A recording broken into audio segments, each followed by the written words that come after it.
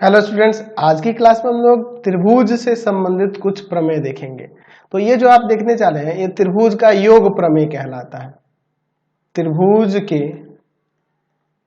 कोणों का योग प्रमेय, कोणों का योग प्रमेय इसको हम लोग कह सकते हैं। ठीक है, क्या है इस प्रमेय में, चलिए इसको समझ लेते हैं। कह रहा है कि त्रिभुज के तीनों कोणों का योगफल 180 डिग्री होता है। चलिए हम लोग इसको यहाँ पर साबित करके देखेंगे। ठीक है, तो बस हमारे पास दिया हुआ है कि एक त्रिभुज है आपके पास ए बी सी और हमें साबित करना है कि इनके तीनों कोणों का योग 180 डिग्री होगा। चलिए हमारे पास क्या दिया है कि ए बी सी एक त्रिभुज है, त्रिभुज है तो सिद्ध करना है, तो सिद्ध करना है, क्या सिद्ध करना है जी? Angle a plus angle b plus angle c बराबर में 180 डिग्री। या आप ऐसे लिख दो, इसका नामकरण यहाँ पे कर देते हैं। मान लो इसे 1 लिख देते हैं, इसको 2 लिख देते हैं और इसको 3 लिख देते हैं। तो मैं लिख देता हूँ कि angle 1 plus angle 2 plus angle 3 बराबर में 180 डिग्री, ऐसे भी लिख सकते हैं। इसके लिए हमें एक इसमें रचना करनी होगी। हम लोग एक काम करते हैं कि जो आधार में जो देख रहे हैं ये वाली जो भुजा है इसके समांतर एक रेखा ले जाते हैं जो बिंदु ए से होकर इस तरह से जा रही है। ठीक है, ए को छूकर ऐसे जा रही है। हमने एक ऐसी रेखा ली हुई है, इसका नाम दे देते हैं यहाँ पर पी क्यू, जो कि क्या है, बीसी के समांतर है और बिंदु ए से होकर जा रही है। ठीक है, तो हम लोग रचना में इसमें लिख देंगे। क्या लिखेंगे जी रचना में? तो हम लोग यहाँ पे लिख सकते हैं कि शीर्ष, त्रिभुज के शीर्ष किससे? ए से, शीर्ष बिंदु ए से, शीर्ष बिंदु ए से भुजा, भुजा बीसी के समांतर, समांतर रेखा PQ खींचा, ये नाम ने किया है। चलिए अब इसके बाद देखिए, हम लोग इसमें भी इसका नामकरण कर देंगे तो इजीली बन जाएगा। एंगल A4 और एंगल A5 ले लेते हैं, ऐसे लिख देने से इजीली बन जाएगा ना जी। चलिए अब इसका हम लोग प्रमाण देखते हैं।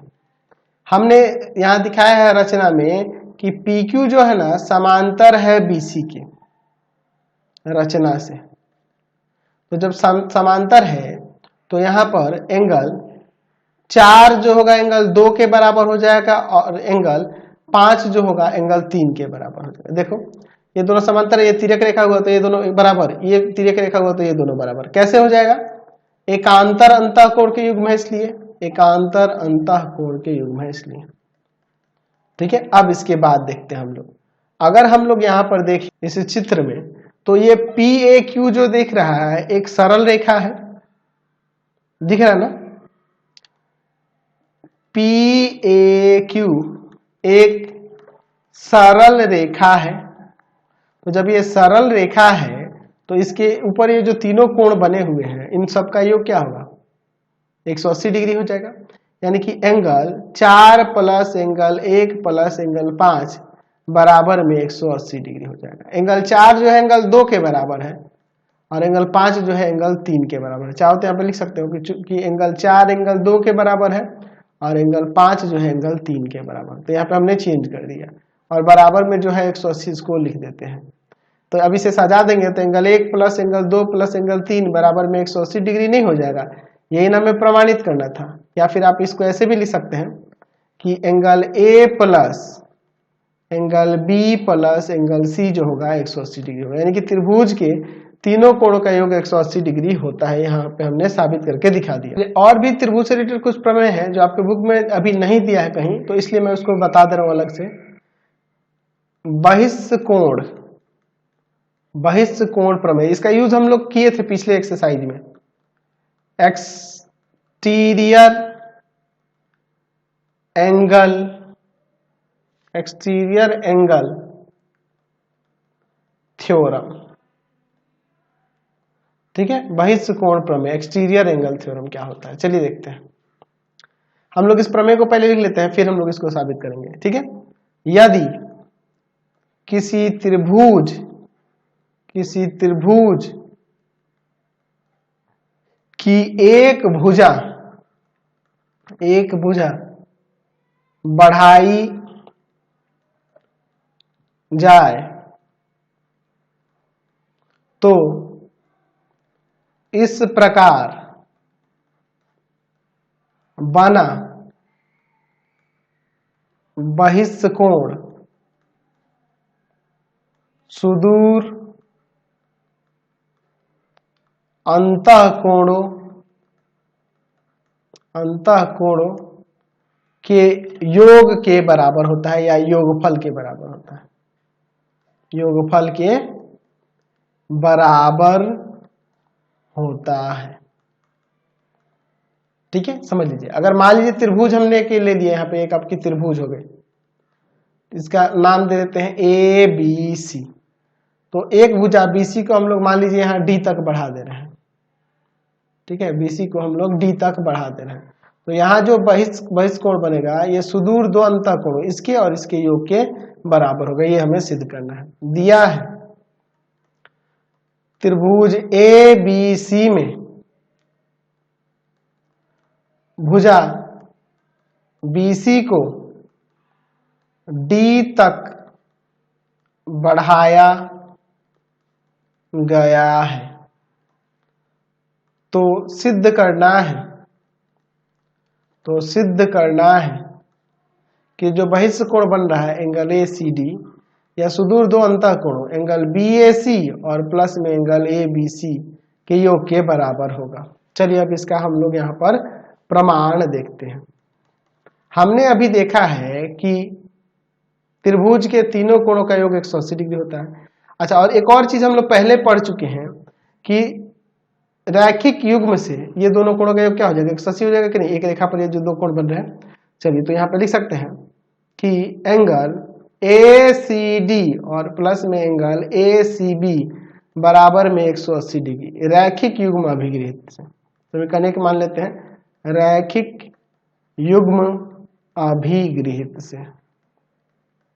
ठीक है, चलिए अब दूसरा देखते हैं। हम लोग अभी पढ़े हैं त्रिभुज के तीनों कोणों का योग 180 डिग्री होता है। तो angle B A c plus angle a b c और प्लस एंगल ए सी बी बराबर में 180 डिग्री हो जाएगा। यहाँ पे लिख सकते हैं त्रिभुज के तीनों कोणों का योग 180 डिग्री होता है। ठीक है, चलिए अब इसके बाद देखिए, इसको समीकरण 2 लेते हैं। अब यहाँ पे लिखते हैं समीकरण 1 तथा समीकरण 2 से। देखिए ये भी 180 है, ये भी 180, तो दोनों बराबर नहीं हो जाएगा। तो एंगल ए सी डी प्लस में एंगल ए सी बी और इक्वल टू में एंगल बी ए सी और प्लस में एंगल ए बी सी और प्लस में एंगल ए सी बी। तो यहाँ ए सी बी हटा देते, दोनों तो सेम ही है। तो यहाँ से हमें जो साबित करना था वो आ गया कि नहीं। जो ये बाह्य कोण है ए सी डी या सुदूर दो अंतःकोणों के योग के बराबर हो जा रहा है। ये हमने यहाँ पर साबित करके दिखा दिया। चलिए अब एक और उप प्रमेय है। इन प्रमेयों पे आधारित त्रिभुज का जो हम लोग देखे थे ना, तीनों कोणों का योग 180 डिग्री होता है, उसी तरह चतुर्भुज के कोण का भी योगफल का गुणधर्म है, उसको देखते हैं। ठीक है, अब हम लोग एक उप प्रमेय देखेंगे। उप प्रमेय का मतलब क्या है? उप प्रमेय का मतलब क्या है कि वो जो है ना किसी दूसरे प्रमेय पर आधारित है। ठीक है, किसी दूसरे प्रमेय पर आधारित है। क्या है? त्रिभुज के तीनों कोणों का योग 180 डिग्री होता है, उसी पे आधारित एक उप प्रमेय हम लोग देखने वाले हैं। चलिए देखिए क्या है। इस उप प्रमेय को कहते हैं चतुर्भुज का कोण योगफल प्रमेय। योगफल प्रमेय या फिर उप प्रमेय या गुणधर्म लिख सकते हैं। योगफल गुणधर्म, गुणधर्म प्रमेय नहीं लिखिए, गुणधर्म लिख देते हैं, या उप प्रमेय लिख सकते थे, कोई दिक्कत नहीं है। तो चलिए हम लोग देखते हैं। तो इसको ये जो उप प्रमेय है क्या है कि चतुर्भुज के चारों कोणों का योग 360 डिग्री होता है। तो त्रिभुज वाला जो प्रमेय था ना, योग प्रमेय, उसी के आधार पर ये हम लोग बनाने वाले हैं। चलिए, तो हमारे पास क्या दिया है कि सिर्फ एक हमारे पास एक चतुर्भुज दिया हुआ है, जो चार भुजाओं से घिरा हुआ क्षेत्र एक बना देते हैं, एक चतुर्भुज बना देते हैं। ठीक है, ये आपका एक चतुर्भुज होगा, इसका नामकरण यहाँ कर देते हैं ABCD। ठीक है, हमारे पास क्या दिया है कि ABCD एक चतुर्भुज है, चतुर्भुज है। तो सिद्ध करना है, तो सिद्ध करना है किनके सभी कोणों का योग, angle A plus angle B plus angle C plus angle D जो होगा 360 डिग्री होगा। इसमें हम लोग रचना करते हैं, कोई भी एक विकर्ण मिला देते हैं, लिख सकते हैं कि विकर्ण AC को मिलाया। ठीक है, हम लोग इस विकर्ण AC को यहां पर ऐसे मिला देते हैं, डॉटेड कर देते हैं क्योंकि ये हमारी रचना है। ठीक है, अब देखिए इसके बाद, चलिए अब इसके बाद देखते हैं। यहाँ पे हम लोग नामकरण कर देंगे तो और इजी हो जाएगा। अब 1 2 3 4 5 6। चलिए अब इसका हम लोग यहाँ प्रमाण देखते हैं। ठीक है, चलिए देखते हैं। त्रिभुज ABC में angle 1 plus angle 2 plus angle 3 बराबर में 180 डिग्री क्यों होगा? तो हम लोग जानते हैं कि त्रिभुज के तीनों कोणों का योग, तीनों कोणों का योग 180 डिग्री होता है,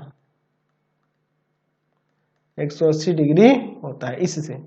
अच्छा, इसको समीकरण 1 लेते हैं। उसी तरह से अब चलते हैं त्रिभुज ADC में angle 4 plus angle 5 plus angle 6 बराबर में 180 डिग्री। यहाँ पे भी त्रिभुज के तीनों कोणों का योग 180 डिग्री होता है, इसी कारण से हो रहा है। ये समीकरण 2, समीकरण 1 तथा समीकरण 2 को जोड़ने पर, इन दोनों को जोड़ लेते हैं। ठीक है, चलिए जोड़ने पर देखिए क्या होता है।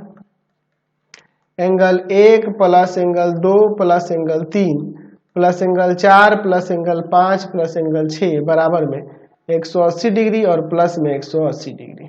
ठीक है, अब देखिए यहाँ पर 1 और 6 को साथ में रखेंगे चित्र के अनुसार, क्योंकि उन दोनों को मिला के ना एंगल 1 हो रहा है, A हो रहा है।